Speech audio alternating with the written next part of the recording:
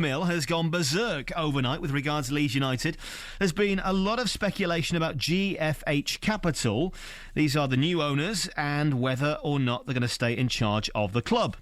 We've known for a while that they are interested in selling a percentage of the club. So to explain more, Radio Leeds' United reporter Adam Pope joins us now. Morning, Adam. Morning, Wes. So what do we know? Well, let's stick to the facts. Ken Bates, who remains the chairman, sold the club, if you like, they hit a majority stake, to GFH Capital, Dubai-based investment bank. That was back in December. The deal worth probably around £22 million. OK, so they're in charge. He remains as chairman, but the buck, as they said, stops with them. Now, what's happened since then is that their parent company, GFH, based in Bahrain, have said, look, we've got this club for 22 million. We now value it at 30 million in our accounts. Wow, we're making some money. We're making a profit already on it, but we're looking to sell it. And this is where the storm is sort of like hit the social network last night, etc. It's not new. We knew this. It was in their accounts for last year, if you like. So why should we not be surprised? Well, let's listen to what GFH Capital's director and Leeds United director, Salim Patel, had to say on the day that the club was sold to them by Ken Bates, OK? Quite clear that a sale could be in the offing at any time. We wouldn't have bought this club if we didn't have the money in place to make this club successful. And it's as simple as that. We're not going to be spending stupid amounts of money. This is going to be a measured investment for us. And like I've mentioned, you know, the buzzwords really are sustainable success. So you're in this for the long haul. We're not going to see it resold with a profit in a couple of years' time or whatever. Well, you can never say, you know, long haul, etc. These things can change. You know, we're businessmen, but what our plan is to make this club successful, and part of that success is to get the club to the Premier League. OK, so that was on the 21st of December. Less than convincing in terms of, well, how long are we going to keep in charge of it? They've always said they wanted strategic investors. That's what GFH Capital have said, Wes. And they've made it clear recently to the BBC and other media that we'd like to sell maybe 30% of the club and bring somebody on board with this. However, it's quite clear from their parent company that they want to sell and make a return, the whole lot, you know. So, and they did buy the whole lot, the GFH Capital as well. So that's where we are with at the moment. Now, this is what happened last night. Reuters got hold of it, had a look at the accounts again and said, oh, look at this, they want to sell. We knew this anyway.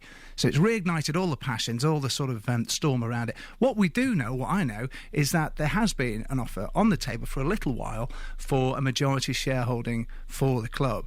Now, GFH Capital don't really want to talk about, you know, giving up a majority share. They want to give up a minority share.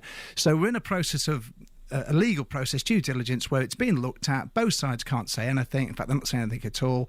And that process will come to an end, and the offer will either live or it'll be strangled at birth, and then we're back to square one.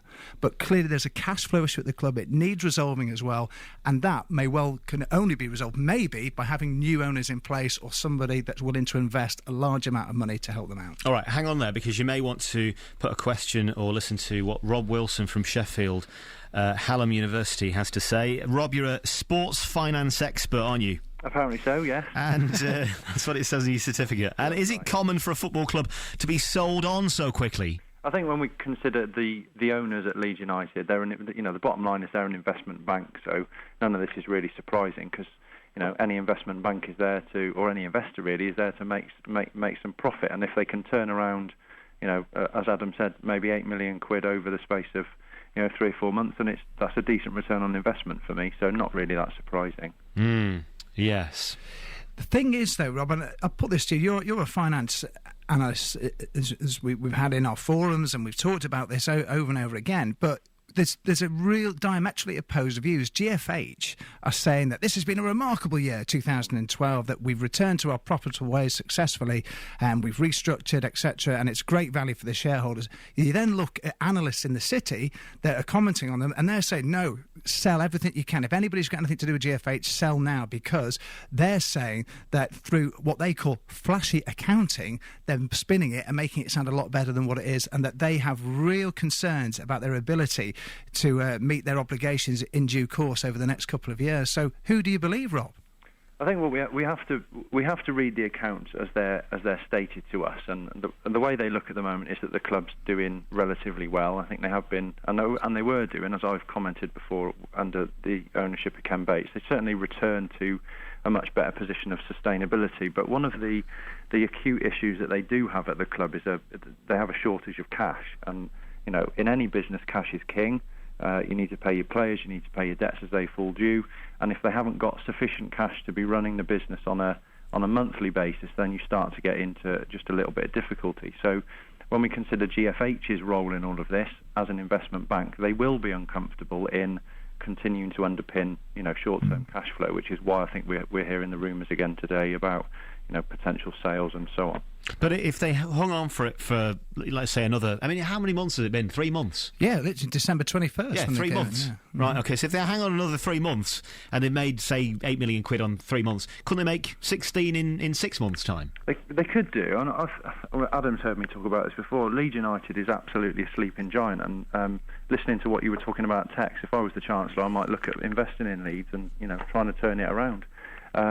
Because, it's a huge club, it's got a massive fan base, and, they're steeped in history, and, you can only compare them against clubs like, Southampton, who are competing in the Premier League now, a similar kind of club, good roots in the community, and have had some relative success, in the past 30 years or so, but haven't had the success more recently. So I think it's a huge club and a huge investment opportunity for somebody, assuming that they can buy at the right price with the right arrangements, as GFH seem to have done, because 22 million quid is a fairly knockdown price, I think, for Leeds, which is why we've seen figures of 30 million reported now as a potential turnaround in 3 months, because you don't make 8 million quid in 3 months. No, that's a paper exercise, surely, isn't it, Rob? That they've done to make it look good, and if you like, they may spin it. The thing that bothers me now is, like, if there's an offer on the table from an investor to take a majority share, if that falls through or it doesn't stack up, what happens then? GFH Capital can't go back to their parent company, keep asking for a bit of a bailout to get them over a cash shortfall.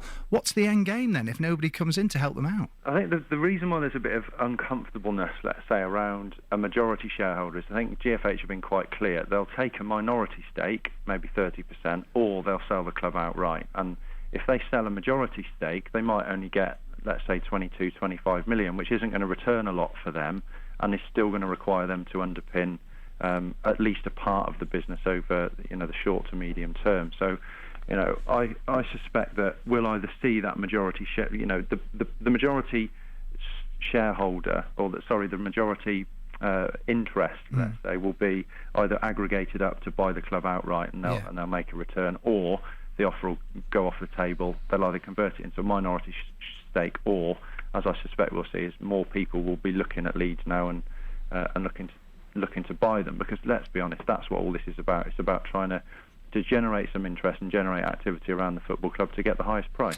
Right, well, as the club's motto should be, time will tell, don't you think? Thanks a lot, Rob. Thanks for coming.